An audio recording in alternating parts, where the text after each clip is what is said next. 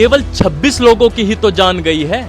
तुम्हारी माँ तो जिंदा है ना, तुम्हारे पिता तो जिंदा है ना, तुम्हारी पत्नी, तुम्हारे बच्चे, तुम्हारा भाई तो जिंदा है ना। तो क्यों इतना सोच रहे हो? चुपचाप नींद की गोली खाओ, चादर तानो और आराम से चैन की नींद सो जाओ। अभी तुम्हारे घर के दरवाजे की चौखट पर केवल और केवल आंच आई है, आग नहीं लगी है। इसलिए चुपचाप नींद की गोली खाओ और सो जाओ। और हाँ, याद रखना, भाईचारा मत भूलना। भले से वे तुम्हें अपना चारा समझते हो, परंतु हैं तो हमारे भाई ही। अरे कब तक सोते रहोगे? अब तो जाग जाओ। कब तक सोते सोते अपने पलंग को अपनी कब्र बना डालोगे? तुम्हें जरा सी भनक तक नहीं लगेगी। अरे कब तक जयचंद बनते बनते उन गोरियों के तलवे चाटते रहोगे? और वही गोरी तुम्हारे घर को कब शमशान घर बना देंगे, तुम्हें जरा सा पता भी नहीं लगेगा। और क्या कहते हो कि आतंकवाद का कोई मजहब नहीं होता? अरे जब आतंकवाद का मजहब नहीं होता तो केवल एक मजहब के लोग आतंकवादी कैसे हो सकते हैं?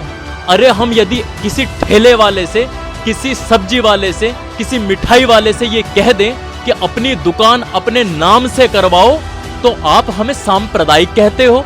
और वे हमें हमारा धर्म पूछकर हमें गोलियों से भून दे तो उनके लिए सांप्रदायिकता का एक शब्द भी नहीं निकलता। अरे अब तो समझ जाओ, अब तो जाग जाओ।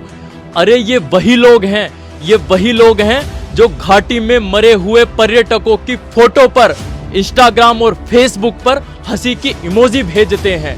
अरे जाग जाओ भाइयों, समझ जाओ। और अंतिम निवेदन मोदी जी आपसे है।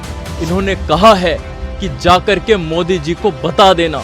बिल्कुल, भले से इनके आकाओं ने इन्हें कायरता से लड़ना सिखाया है, परंतु हमारे मोदी जी इन्हें कायरता की सजा कल्पना से भी अधिक कैसे दी जाती है ये समझाएंगे। और इस बार मोदी जी केवल इन केचुओं की कब्र नहीं, अपितु इनके आकाओं की भी कब्र खोदनी है, जिससे कि इनके अब्बा भी याद रखें कि पंगा लिया है तो किससे लिया है। और अंत में ये याद रखना, धर्म पूछकर मारा है ना, तुम्हें धर्म बताकर के ही मारेंगे। ना भूलेंगे, ना तुम्हें भूलने देंगे। जय हिंद, जय भारत।